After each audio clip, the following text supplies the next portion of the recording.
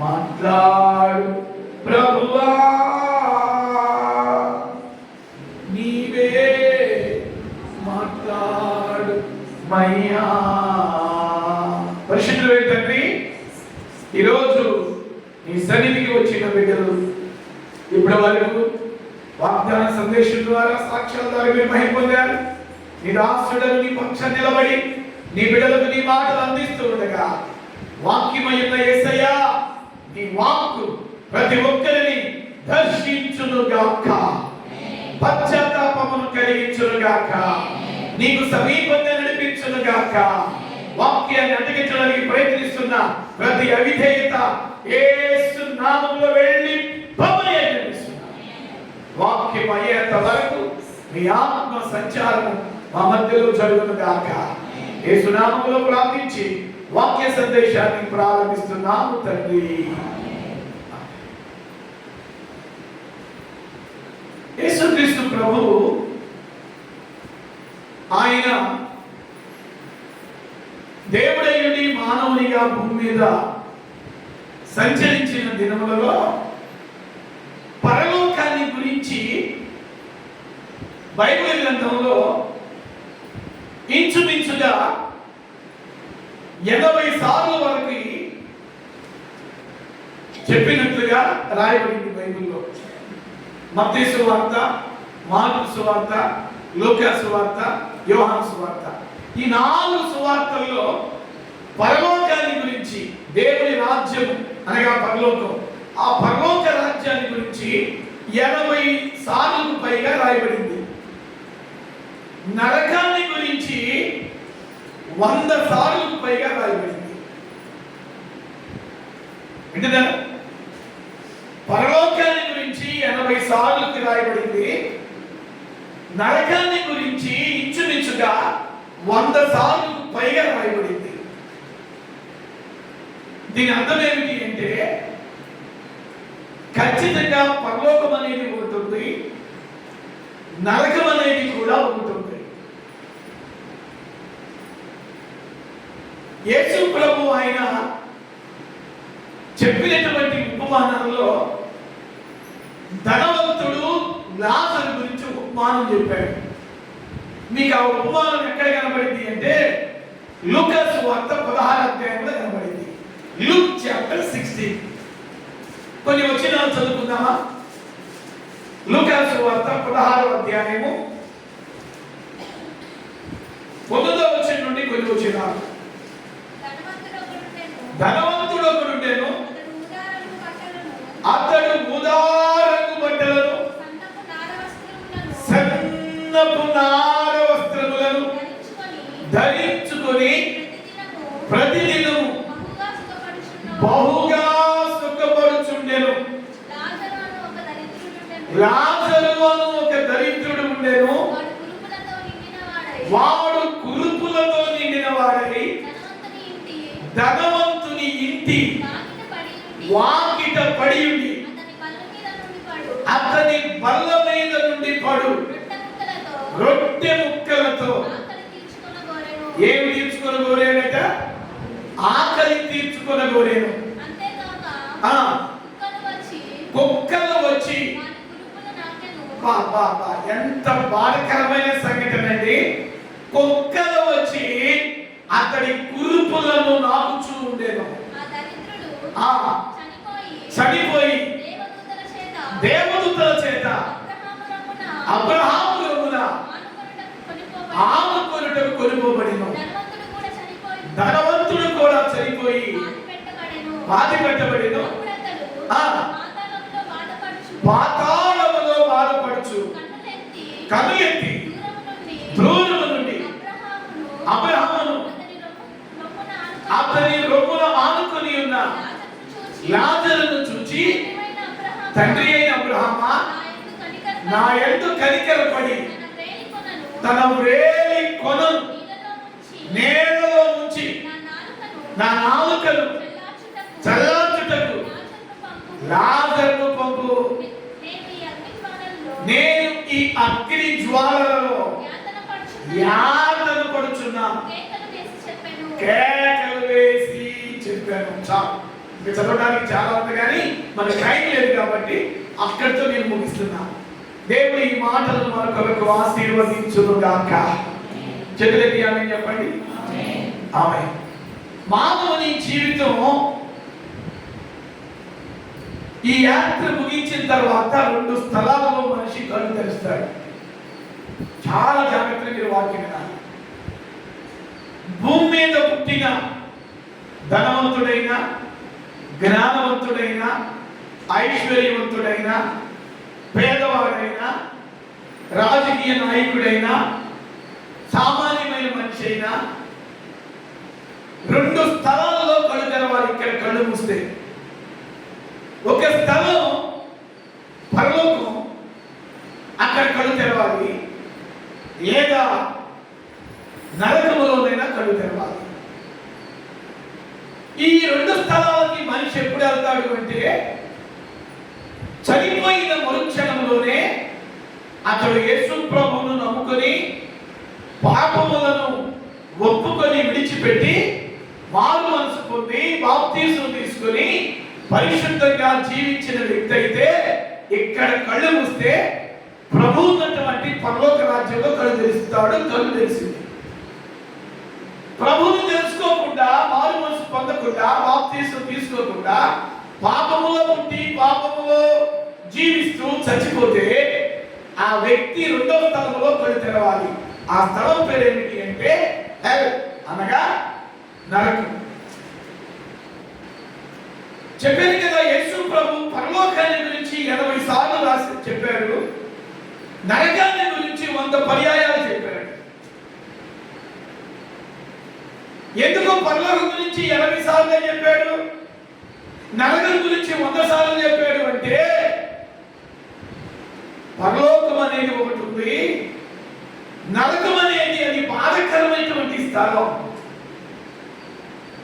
వాస్తవానికి నరకాన్ని దేవుడు ఎవరి కొరకు నిర్మించాడు అంటే మనుషుల కొరకు కాదండి. దేవుని మొదటి ప్రణాళిక ఏమిటి అంటే సాతానుకి, సాతాను యొక్క దూతలకి, సాతాను సంబంధికులకు ఆ యొక్క నరకాన్ని దేవుడు సిద్ధపరిచాడు. కానీ మానవుడు దేవుని మీద తిరుగుబాటు చేసిన వాడే, సత్యదేవుని ఎరగకుండా, ఆయన ప్రేమను గుర్తించకుండా, ఆయన త్యాగాన్ని గుర్తించకుండా, ఆయన రక్తాన్ని వివేచించకుండా, ఆయన రక్తం యొక్క విలువ ఎరక్క పాపములోనే ఉంటూ పాపములోనే జీవిస్తూ దేవునికి దూరంగా ఉండి చనిపోయిన వ్యక్తి గతి ఎక్కడికి వెళ్ళింది అంటే నిత్య నరకానికి వెళ్ళిపోయింది. పిల్లారా, మరలా చెప్తున్నాను, పరలోకం అనేది ఒకటి. ఈ రోజు కన్నులు మూసిన ప్రభు దగ్గర మనం కళ్ళు తెరుస్తాం. It's our confident, not only confident, our hope. మన నమ్మిక మాత్రమే కాదు, అది మన యొక్క నిరీక్షణ.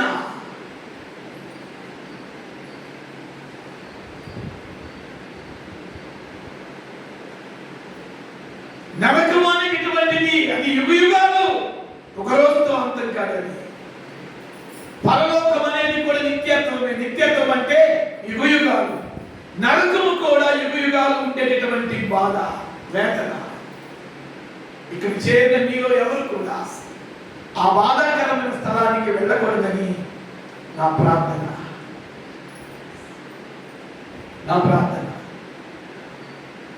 మరి కొంతమంది ఉన్నారు, నేను బాప్తీసం పొందాను కదా, నేను ఎలాగా జీవించినా నేను దేవుని రాజ్యాన్ని ప్రవేశిస్తానని అనుకుంటారు కొంతమంది. బాప్తీసం పొంది కూడా నీ క్రియలు సరిగా లేకపోతే, బాప్తీసం పొంది కూడా నీ ప్రవర్తన సరిగా లేకపోతే దాన్ని దేవుడు ట్రాడీ చేస్తాడు. బాప్తీసం పొందినటువంటి మన ప్రవర్తన సరిగా లేకపోతే, బాప్తీసం పొందినటువంటి మన నడవడిక సరిగా లేకపోతే, ఇంకా అప్పుడప్పుడు ముందు దగ్గరికి, ఇంకా అప్పుడప్పుడు విడిచిపెట్టిన పాపాల దగ్గరికి, అప్పుడప్పుడు అమావాస్యకి పౌర్ణమికి ఒకసారి విడిచిపెట్టిన పాపాల దగ్గరికి వెళ్ళి మళ్ళా వచ్చి ప్రభు దగ్గర క్షమాపణ అడిగి మళ్ళా ప్రభు దగ్గర క్షమాపణ పొందుకుని మళ్ళా వదిలిపెట్టిన పాపాల దగ్గరికి అప్పుడప్పుడు వెళ్ళి వస్తా ఉంటే వెళ్ళే స్థలం నరకము అని బైబిల్ చెప్తుంది.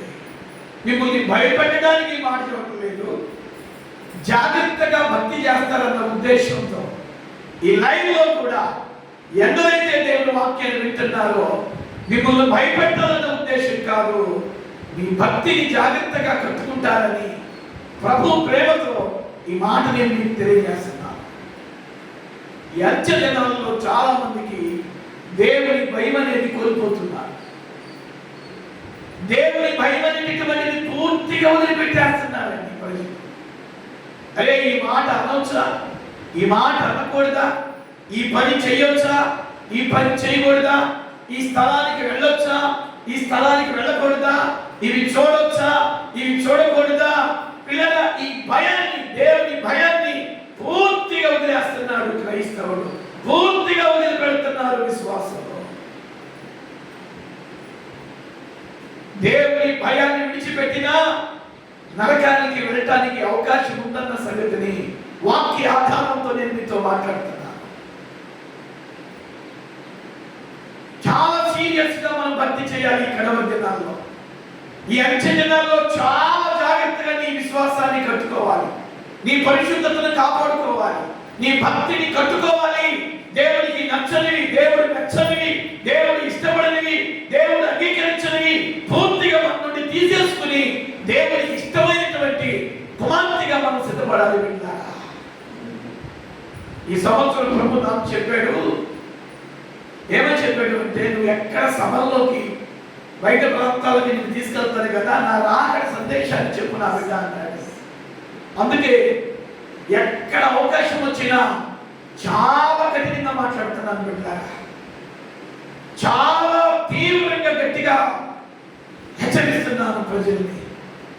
ఏమనుకున్నా పర్వాలేదు, రెండో పర్యాయం పిలవపోయినా పర్వాలేదు, ప్రభు మాట ఖచ్చితంగా చెప్పి తీరాల్సిందే. ప్రభు అన్నాడు, నేను చెప్పిన మాటలు ఖచ్చితంగా చెప్పాలి అన్నాడు.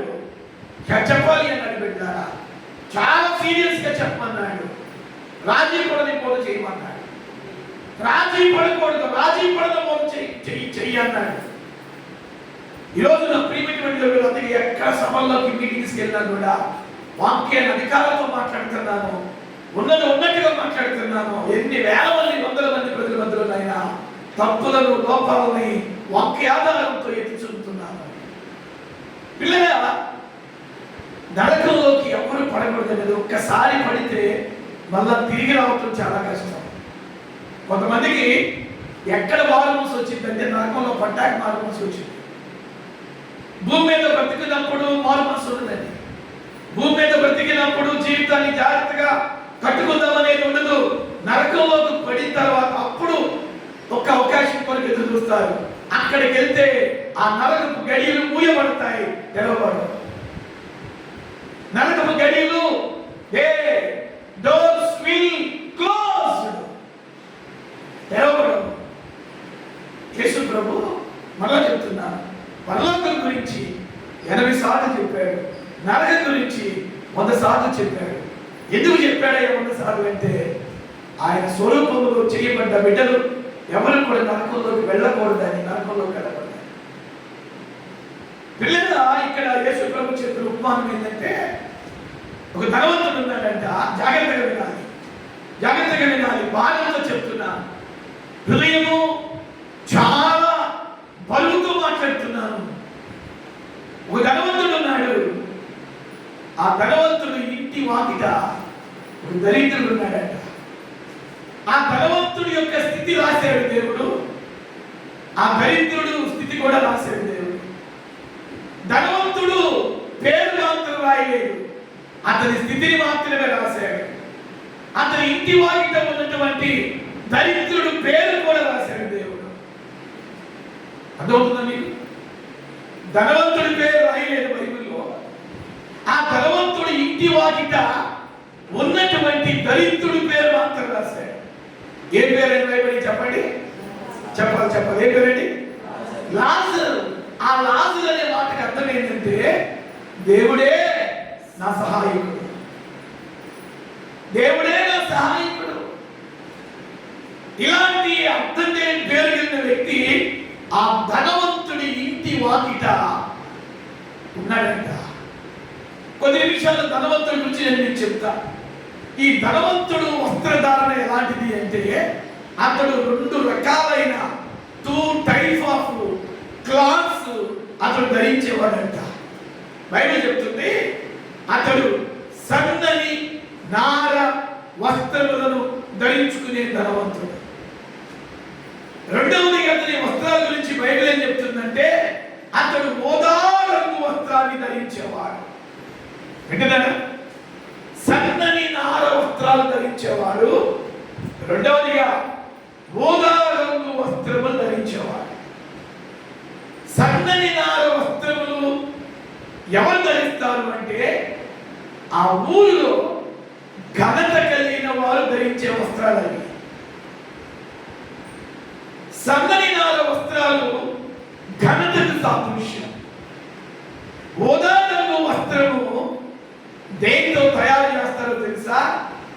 ఎరుపు రంగు, నీలి రంగు, 2 రంగుల కలయిక.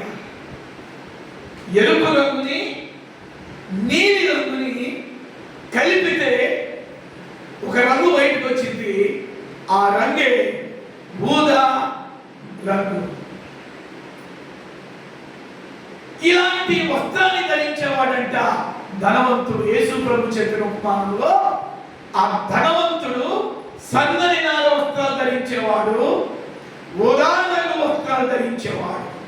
సన్నని నార వస్త్రాలు దేనికి సూచన అంటే సమాజంలో ఘనతకు సూచన. ఊదా రంగు వస్త్రము దేనికి సూచన అంటే ఊదా రంగు వస్త్రములో 2 రంగులు కలయిక అని చెప్పారు. ఒక రంగు ఎరుపనగా యేసుక్రీస్తు రక్తం. నీలి రంగు దేవుని యొక్క ఆత్మకు, దేవుని అభిషేకానికి సూచన. ఈ 2 రంగుల కలయికతో కూడిన వస్త్రమును ధరించేవాడు ఆ ఊరిలో ఉన్న ధనవంతుడు. మనం చెప్తున్నాను, ఊదా రంగు వస్త్రముతో పాటు సన్నని నార వస్త్రాలు ధరించేవాడు చాలా ధనవంతుడు. ఈ ధనవంతుడి గురించి కొన్ని మాటలు ఏంటంటే రెండవదిగా అతనికి దేవుని మీద ఏమాత్రం కూడా ఆలోచన లేదండి. తన ఆలోచన అంతా కూడా తన వస్త్రాల మీదే, తన ఆలోచన అంతా కూడా తన తిండి మీదే, తన ఆలోచన అంతా కూడా తన డబ్బు మీదే. ఈరోజు మిమ్మల్ని అడుగుతున్నాడు దేవుడు, మీ ఆలోచన ధనవంతుడు ఆలోచన లాగా బట్టల మీదకి వెళ్తుందా? డబ్బు మీదకి వెళ్తుందా? తిండి మీదకి వెళ్తుందా? ఆలోచించేద్దాం. మీ ఆలోచన దేని మీదకి వెళ్తుంది? మనకి వస్త్రాలు ఇచ్చేది ఆయన, మనకి తిండిని ఇచ్చేది ఆయన, మనకి డబ్బులు ఇచ్చేది ఆయన. ఆయన మీదకి నీ ఆలోచన వెళ్ళాలి, ఆయన మీదకి నీ చూపు వెళ్ళాలి. ఈ ధనవంతుడికి ఏకాటికి తన బట్టల మీదే ఆలోచన, తన తిండి మీదే ఆలోచన. అంతమాత్రమే కాదు, తన డబ్బు మీదే ఆలోచన. ఈరోజు మీ ఆలోచన దేని మీద ఉంది? ఇవన్నీ మనకిచ్చే దేవుని మీద మీ ఆలోచన ఉండాలి, దేవుని మీద మీ దృష్టి ఉండాలి. మీకేం కావాలో ఆయనకి బాగా తెలుసు, నాకేం కావాలో ఆయనకి తెలుసు, ఈ మినిస్ట్రీకి, బైబిల్ కాలేజీకి ఏం కావాలో ఆయనకి తెలుసు, మీకు కూడా ఏమి కావాలో ఆయనకి బాగా తెలుసు. ఈ ధనవంతుడు తర్వాత ఇతనికి పరలోకానికి వచ్చిన ఆలోచన కూడా లేదు. ప్రిమిటివిటీ దేవుని బిడ్డలారా, ఇంకా చెప్పాలి అంటే అతనికి భోజనం పళ్ళ దగ్గర చూడండి, భోజనం డైనింగ్ టేబుల్ ఉంది. ఆ డైనింగ్ టేబుల్ దగ్గర ఉన్న రొట్టె ముక్కల్ని కూడా జాగ్రత్తగా తిందామన్న ఆలోచన లేదు.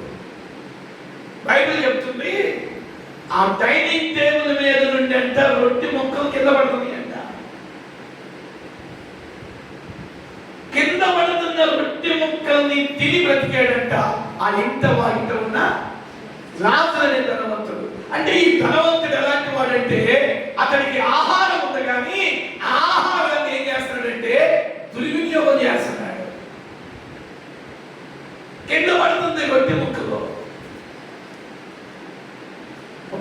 ఆఖరికి ఇక్కడ చెప్తాను దైవజనుడిగా ప్రభు చెప్పమన్నాడు. ఉదయ వేళలో వాక్యాన్ని ధ్యానిస్తుంటే ఈ రొట్టె ముక్కలు కింద పడే దాని గురించి ఒక ప్రత్యక్షత నాకు ఇచ్చాడు. అది మీకు చెప్తాను, జాగ్రత్తగానండి. చాలా మందికి దేవుడు ఆహారం ఇస్తాడు సమృద్ధిగా. కొంతమంది ఆ అన్నాన్ని ప్లేటులో ఇస్త్రలో అన్నం మిగిల్చి పడేస్తారండి. మీరు భోజనానికి ముందు ఎంతమంది ప్రార్థన చేస్తున్న అలవాటు ఉంది? చేస్తారా? I want see your hands. అందరికి అలవాటు ఉందిగా, భోజనం ముందు కూర్చున్నప్పుడు ఆ భోజనం దగ్గర ఏం చేస్తాం?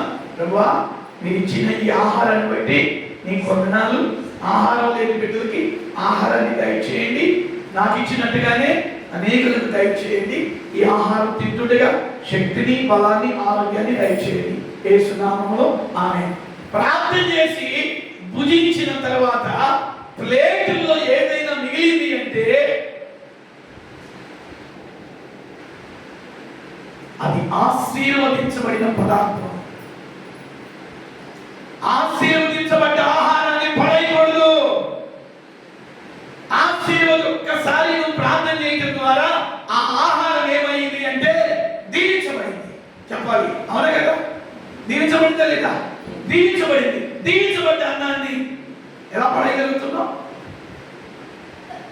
దీవించబడ్డ ఆహారాన్ని ఎలా గుర్తులేయగలుగుతున్నావు? గుర్తుట్లో చాలా మందికి ఆహారం దగ్గర పొదుపు అనేది ఉండదు పెట్టారా?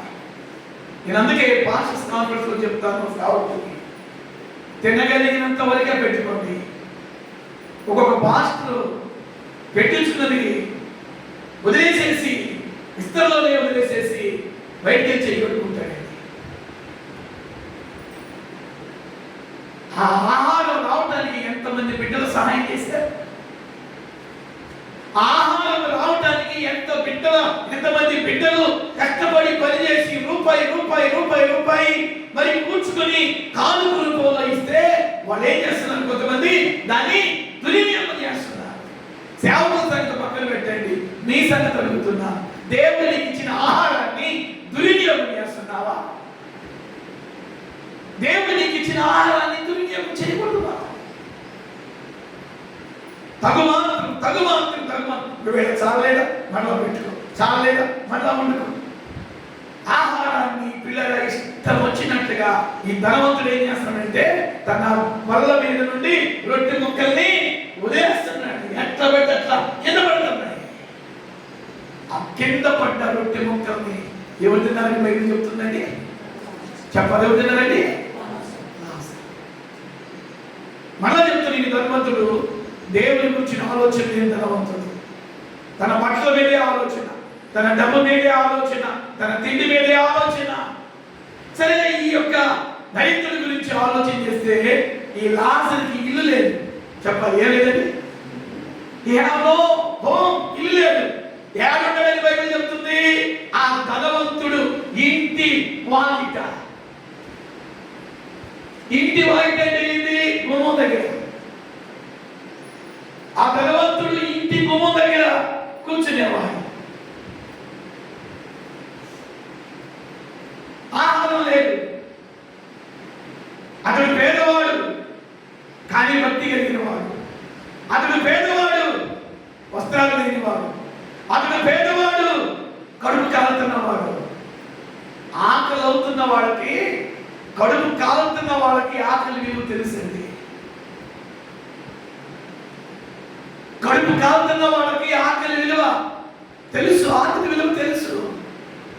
కడుపు నిండిన వాళ్ళకి ఆకలి విలువ తెలియదు. బిడ్డలారా, దేవుడు నీకు ఇస్తున్న ఆహారం లేక ఎంతమంది ఇబ్బంది పడుతున్నారో తెలుసా? ఈ ధనవంతుడికి అర్థం కాకుండా వాడు డైనింగ్ టేబుల్ మీద నుండి రొట్టె ముక్కలు కింద పడుతుంది అంట.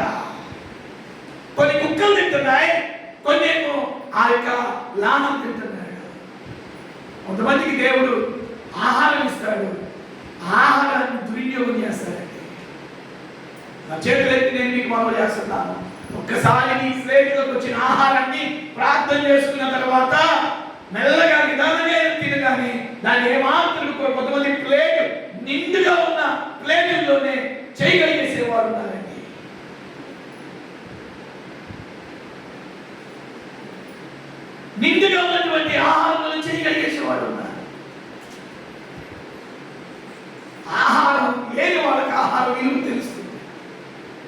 నాకు తెలుస్తుంది తెలియదు, నాకు తెలియదు. కొన్ని మీటింగ్స్ లో కూడా నేను చూస్తున్నాను, ఆ యొక్క డస్ట్బిన్ లో చూస్తే కొంతమంది ఏదైనా ఫంక్షన్ జరిగినప్పుడు ఆ డస్ట్బిన్ లో ఇంత మాంసం మొక్కలు కానీ ఇంత ఆహారం కానీ మిగులుతూ ఉండేది. చాలా బాగా వేస్తుంది. ఎందుకు బిడ్డలు చేస్తున్నారు? ఎందుకు ఇలా బిడ్డలు చేస్తున్నారు?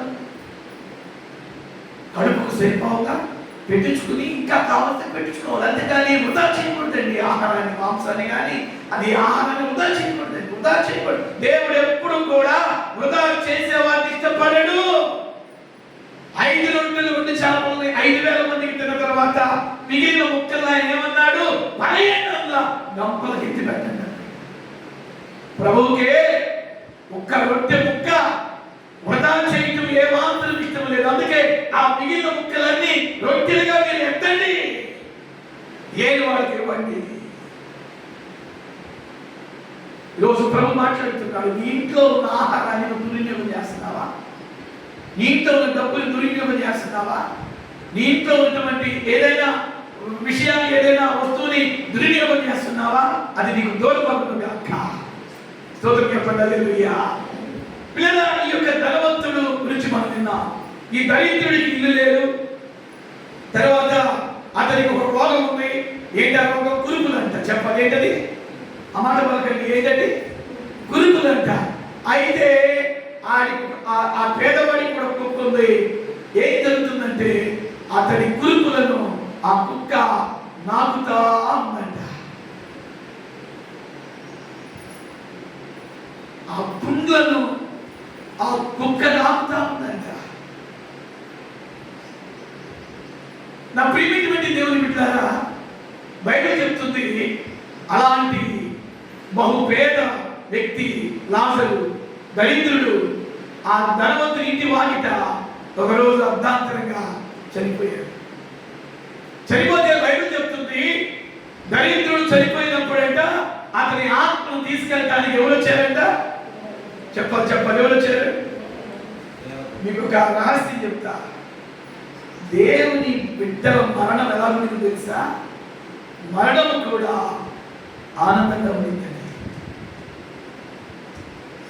పోయిన నెలలో మన సంఘ బిడ్డ కరణముగా ప్రశాంతంగా ప్రభుత్వానికి వెళ్ళిపోయింది. దేవుని బిడ్డల్ని తీసుకెళ్ళటానికి దేవుడు దూతలను పంపిస్తాడు. దేవుని బిడ్డల్ని తీసుకెళ్ళటానికి తన దూతల్ని పంపిస్తాడు దేవుడు, వాళ్ళ ఆత్మను తీసుకెళ్ళటానికి. అలాగే దేవుని ఎరగిన వారిని కూడా తీసుకెళ్ళటానికి ఇంకొకడు వస్తారు. చెప్పాలి ఎవరు? దెయ్యాలు, దురాత్మలు, మరణపు దూత. పిల్లల ఆ పేదవాడు చచ్చిపోతే అతన్ని తీసుకెళ్ళటానికి, అతని ఆత్మను తీసుకెళ్ళటానికి దేవదూతలు వచ్చింది. ఆ దరిద్రుడు చనిపోయిన తర్వాత కొన్ని రోజులకి ధనవంతుడు కూడా చచ్చిపోయాడంట. చచ్చిపోయినప్పుడు అతను ఎక్కడ కళ్ళు తెరిచాడని బైబిల్ చెప్తుంది? పాతాళం అనగా అగ్నిగుండంలో అతడు కళ్ళు తెరిచాడు. నా వైపు చూడండి, ఇద్దరు చచ్చిపోయారు. ధనవంతుడు చచ్చిపోయాడు, పేదవాడు చచ్చిపోయాడు. పేదవాడు లాజరు చనిపోయాడు, ధనవంతుడు చనిపోయాడు. పేదవాడు లాజరు చనిపోయినప్పుడు ఎక్కడ కళ్ళు తెరిచాడు? పరలోకంలో కళ్ళు తెరిచాడు. తర్వాత కొన్ని దినాలకి ధనవంతుడు చనిపోయాడు. అతడు ఎక్కడ కళ్ళు తెరిచాడంటే చీకటి స్థలంలో కళ్ళు తెరిచాడు. చీకటి స్థలంలో తన కళ్ళను తెరిచాడు. అరే, నా ఇంట్లో లైటింగ్లు ఉన్నాయి, నా ఇంట్లో ఫ్యాన్ ఉంది, నా ఇంట్లో ఏసీ ఉంది, ఏంటి ఇక్కడ చెమటపోతుంది, ఏంటి ఇక్కడ కాలుతుంది, ఏమవుతుంది? ఒళ్ళు కాలిపోతుంది. అటు ఇటు చూస్తే కేకలు నిలబడుతున్నాయి, అటు ఇటు చూస్తే ఏడుపులు నిలబడుతున్నాయి, అటు ఇటు చూస్తే విడవలు కేకలు నిలబడుతూ ఉన్నాయి. మళ్ళా పడలేదా? బాగా నలిపి చూస్తే ఇదేంటి, నేను ఇక్కడ ఎందుకున్నాను? నా ఇల్లు కాదే, నా వాళ్ళు ఎవరు లేరే, నా భార్య బిడ్డలు ఎవరు లేరు ఇక్కడ. అటు ఇటు చూస్తున్నాడు. శరీరం కాలుతుంది, ఒళ్ళంతా కాలుతుంది, కేకలేస్తున్నాడు. వాళ్ళతో పాటు ఇతను కూడా.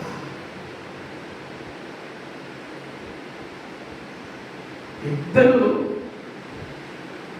చనిపోయిన తర్వాత ఒక వ్యక్తి పరలోకంలో కళ్ళు తెరిచాడు. నెమ్మది కలిగిన స్థలము పరలోకంలో కళ్ళు తెరిచాడు. ఇంకొకడు ఉన్నాడు ధనవంతుడు. ఎక్కడ కళ్ళు తెరిచాడు అంటే యాతనకరమైన స్థలములో కళ్ళు తెరిచాడు. ఒక ప్రశ్న ఏమంటారు? ఈ లైవ్లో కూడా వాక్యాన్ని వీక్షిస్తున్న బిడ్డలకు ఒక ప్రశ్న అడుగుతున్నా. నువ్వు నీ యాత్ర భూమి మీద ముగించినప్పుడు నువ్వు నీ కళ్ళను యాతనకరమైన స్థలంలో తెరవాలని ఇష్టపడుతున్నావా, లేదా నెమ్మదికరమైన ప్రశాంతకరమైన మహిమకరమైన స్థలంలో కళ్ళు తెరవాలని ఆశపడుతున్నావా? దేవుడు మనిషికి అవకాశం ఇస్తున్నాడు. దేవుడు మనిషికి అవకాశం ఇస్తున్నాడు.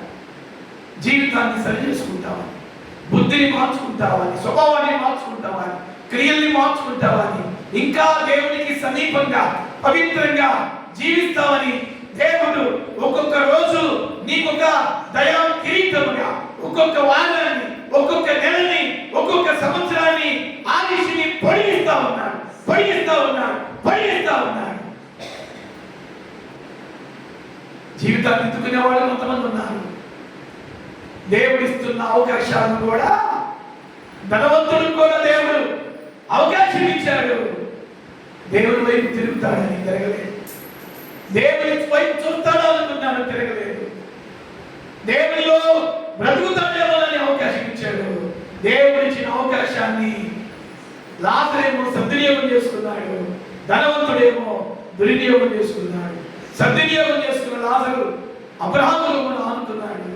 దుర్వినియోగం చేసుకున్న ధనవంతుడు కటిక చీకటిలో నరకంలో బాధపడతా అల్లాడుతూ ఉన్నాడు. మిమ్మల్ని ఒక ప్రశ్న అడుగుతున్నాను. నీ యాత్ర ముగించినప్పుడు నువ్వు ఎక్కడ కళ్ళు తెరవాలని ఆశపడుతున్నావు? ఈ మాట ప్రభు అడగమన్నాడు. ఈ మాట ప్రభు అడగమన్నాడు. ఎక్కడ నువ్వు కళ్ళు తెరుస్తావు? ప్రియమైనటువంటి దేవుని బిడ్డలారా, ముగింపు ఒక మాట చెప్పి నేను ముగిస్తాను. సమయం చాలా అయింది. ధనవంతుడు నరకంలో నుండి అబ్రహామును పిలుస్తున్నాడు. ఏమని పిలుస్తున్నాడు? తండ్రివైన అబ్రహామా, తండ్రివైన అబ్రహామా అన్నాడంటే ఇతడు ఎవరో తెలుసా? యూదుడు, విశ్వాసి. అబ్రహాముని తండ్రి అని పిలిచే ధైర్యం ఎవరికి ఉందంటే యూదులకే. ఇతడు విశ్వాసి. ఇప్పుడు అబ్రహాము లోపల ఎవరు అనుకున్నారు? లాజరు అనుకోవడం చూసి అంటున్నాడు, అయ్యా ఒకప్పుడు నీ రొమ్మలు అనుకున్నాడే, ఆ లాజరు ఎవరో కాదు, నా ఇంట వాకిట వాడి దగ్గర కుక్క ఉండేది, వాడు ఎప్పుడు పుళ్ళుతో ఉండేవాడు, వాడి పుళ్ళను కుక్క లాగుతూ ఉండింది, నా బల్ల మీద నుండి పడే రొట్టె ముక్కల్ని తింటా ఉండేవాడు, వాడేంటి నీ రొమ్మలు అనుకున్నాడు. సరే అనుకున్నాడు. వాడు ఇక్కడికి రాలా, నేను ఈ స్థలానికి వచ్చాను, బాధపడుతున్నాను, ఇక్కడ కష్టపడుతున్నాను, ఇబ్బంది పడుతున్నాను, కాస్త మంచినీళ్ళు అవుతున్నాయి. నా ఇంట్లో ఉన్నప్పుడు మంచి కొండ ఉండేది, ఫ్రిడ్జ్ ఉండేది, మంచినీళ్ళు అవుతుంది అంటే వాడి కూడా పక్కన ఉండేది. కానీ ఇక్కడ నీళ్ళే దప్పికేస్తుంది, ఈ దప్పికి తప్పలేకపోతున్నాను కనుక నీ రొమ్మున అనుకున్నాడే లాజరు. అతని వేలు కొన నీటిలో ముంచి కొంచెం నా నోట్లో పోస్తాడేమో. అబ్బో,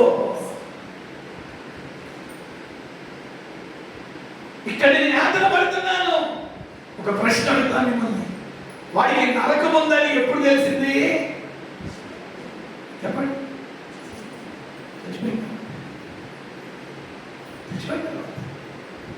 చెప్పాను కదా, అతను యూదుడు అంటే దేవుని బిడ్డ.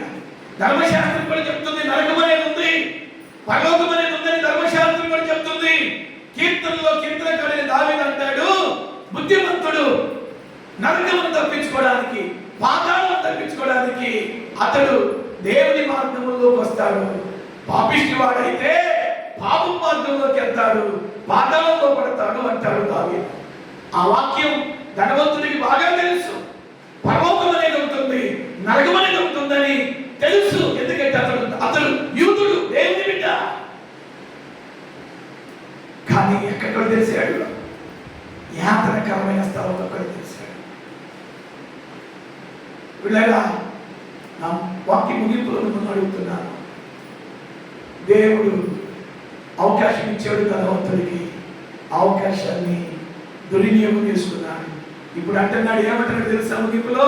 అయ్యా అబ్రామా, ఒక చిన్న పని చేసి పెడతావా? అబ్రామా అంటే ఏం చెప్పు, నాకు 5 అన్నలు ఉన్నారు. చెప్పాలి ఎంతమంది? కొంచెం గట్టిగా చెప్తారా ప్లీజ్? ఎంతమంది? 5 అన్నలు ఉన్నారు. వారు కూడా ఈ యాతనకరమైన స్థలంలోకి రాకూడదని నేను కోరుకుంటున్నాను. స్తోత్రం చెప్పండి. హల్లెలూయా. ఈ యాతనకరమైన స్థలంలోకి నా 5 గంధములు రాకూడదు. నేనేదో వచ్చేసా, నేనేదో పడ్డా, ఒక్కసారి పడ్డందుకే భయమేస్తుంది, కలవరేస్తుంది. ఇప్పుడు బయటికి రావాలన్నా గడియలు పెట్టబడ్డాయి నరకానికి. నాకు 5 గంధములు ఉన్నారు. వారు ఎప్పుడో ఒక దినానికి మార్గంలోకి వస్తారు. వారు రాకూడదని నేను కోరుకుంటున్నాను అయ్యా, వారు ఇక్కడికి రాకూడదని కోరుకుంటున్నాను. కానీ నువ్వేం చేస్తావంటే, నీ రొమ్మను అనుకున్నాడే ఆ లాజర్ని ఇంకొకసారి అక్కడికి దేవుడు పంపిస్తాడేమో. దేవుడికి రిక్వెస్ట్ చేయి, దేవా ధనవంతుడు నరకులను మొదలుపెడుతున్నాడయ్యా, లాజర్ను పంపమంటున్నాడు, తన 5 విధములకి సువార్త చెప్పమని పంపమంటున్నాడు, ఒకవేళ పంపిస్తాడేమో అడగమంటున్నాడు అని అడగయ్యా అని ధనవంతుడు అబ్రహాముని రిక్వెస్ట్ చేసుకుంటున్నాడు. అప్పుడు అబ్రహాం అంటాడు, అక్కడ మీ 5 విధములకి సువార్త చెప్పడానికి శ్యామపాస్ గారు ఉన్నాడు, రత్నాడ్యానీలమ్మ గారు ఉన్నారు, ఇంకా నా బిడ్డలు ఉన్నారు లాఫ్ ఆఫ్ బ్లెస్సింగ్ చర్చిలో, వాళ్ళు చెప్తారులే. వీడు అంటాడు, వాళ్ళు చెప్పింది ఒక లెక్క, లాజరు చచ్చిపోయి మళ్ళా నువ్వు అక్కడికి పంపించావనుకో, మళ్ళా ఇంకొకసారి భూమి మీదకి పంపిస్తే చచ్చిపోయి వచ్చి నరకం పరలోకం ఉందని వాడు చెప్తే వింటారు, లాజరును పంపమంటాడే ఈ ధనవంతుడు. స్తోత్రం చెప్పండి. అప్పుడు అబ్రాహాం ఏమిటో తెలుసా? శామ్ డానియల్ పాస్టర్ గారి మాట వినకపోతే, రత్నాడ్యానీలమ్మ గారి మాట వినకపోతే, మృతుల్లో నుండి ఒకడు లేచి వెళ్ళి వాళ్ళకి సువార్త చెప్పినా వాళ్ళు నమ్మరు. అబ్రాహాం ఎంత తెలివిగా ధనవంతుడే తెలివిగా మాట్లాడుతాడు అనుకున్నాడు. చూడండి వాడి లాజిక్ చూడండి, వాడి లాజిక్ చూడండి. మృతుల్లో నుండి ఒకడు వెళ్ళి సువార్త చెప్తే నా అన్నదమ్ములు ఆ ఊళ్ళో ఉన్న వాళ్ళందరూ రక్షణ పొందుతారయ్యా అంటే, అబ్రాహాం అంటున్నాడు, బ్రతికున్న సేవకులు ఉన్నారు అక్కడ, వాడు సువార్త చెప్పితే నమ్మకపోతే చచ్చిపోయి లేచి మళ్ళా అక్కడికి వెళ్ళి సువార్త చెప్తే ఎవడు కూడా నమ్మరు. అంతటితో సంభాషణ ఆగిపోయింది. ముగింపులో నేను చెప్పాలనుకున్న ముఖ్యమైన అంశం ఏంటంటే, చనిపోయిన తర్వాత ఇక ఎంత పశ్చాత్తాపడ్డా, నరకంలో ఎంత మారు మనసు పొందినా, ఎంత ఏడిచినా ఏమి అక్కర్లేదు. ప్రాణం ఉందని, గుండె కొట్టుకుంటూ ఉందని, ఈ రోజు అనేటటువంటిది దేవుడు నీకు దయాకిరీతంగా ఇచ్చి ఉండగా, దేవుని ఇష్టం లేని ఏమైనా ఉంటే తీసేసుకుందాం. మారు మనసు పొందినవాడు మారు మనసు పొందండి, బాప్తీసం తీసుకొని వాడు బాప్తీసానికి సిద్ధపడండి. పిల్లల మరణం అనేటటువంటిది ఏ రూపంలో వచ్చిందో ఎవరు చెప్పలేదు. పిల్లల పూర్వం ఒక 20-30 సంవత్సరాల క్రితం ఎవరైనా చనిపోయారు అంటే 70, 80, 90, 100 సంవత్సరాల పాటు అనుకునేవాడు. కానీ మరణం అనేటటువంటిది ఈరోజు ఇర్మియా గ్రంథంలో అంటాడు దేవుడు, ఎవరిని మిగులుదా అని మరణము కిటికీలను ఎక్కుతుందంట, కిటికీలను ఎక్కుతుందంట. పిల్లల బాప్తీసం పొందిన బిడ్డలు బహుమర్యంతో జాగ్రత్తతో మీ జీవితాన్ని కాపాడుకుంటూ ప్రార్థన చేసుకోండి. ఇంకా బాప్తీసం పొందకుండా ఎవరైతే ఉన్నారో వారు బాప్తీసానికి సిద్ధపడుతూ ప్రభు దగ్గర పశ్చాత్తాపంతో ప్రార్థన చేసుకోండి. ప్రభు త్వరగా రాబోతున్నాడు, ప్రభు రాకడ త్వరగా రాబోతుంది. మరణాలు జరుగుతున్నాయి, భయంకరమైనటువంటి మరణాలు. యవనస్తులు, చిన్నపిల్లలు, మరణానికి చిన్న పెద్ద ముసలి తారతమ్యం లేదండి. ఎవరిని మింగుతున్నాన్ని గర్జించు సింహం వలె వారు తిరుగుతున్నారు. పిల్లల భయంకరమైన దినాలు, కడవల దినాలు, చివరి దినాల్లో అకాల మరణాలు వస్తున్నాయి. ఇంకా మీ జీవితాల్లో యేసు ప్రభు లేనట్లయితే యేసు ప్రభుని మీ జీవితాలని సమర్పించాలని దేవుని సేవకునిగా ఈ మాటలు నేను మీకు తెలియజేస్తున్నాను. ఆ ధనవంతుడికి లాగా ఉండొద్దు. దరిద్రుడైనటువంటి లాజరుకు వలె ప్రభువుకు సమీపంగా ప్రభు అడుగు జాడల్లో అతడు పేదవాడైనా దేవుని ఇష్టడుగా బ్రతికాడని బైబిల్ చెప్తుంది. తల వంచండి, ప్రార్థన చేసుకుందాం. తల వంచండి, ప్రార్థన చేసుకుందాం. లేచి నిలబడతారని కొరకు ప్రార్థన చేస్తాను. లేచి నిలబడని కొరకు నేను ప్రార్థన చేస్తాను. హల్లెలూయా, హల్లెలూయా, హల్లెలూయా.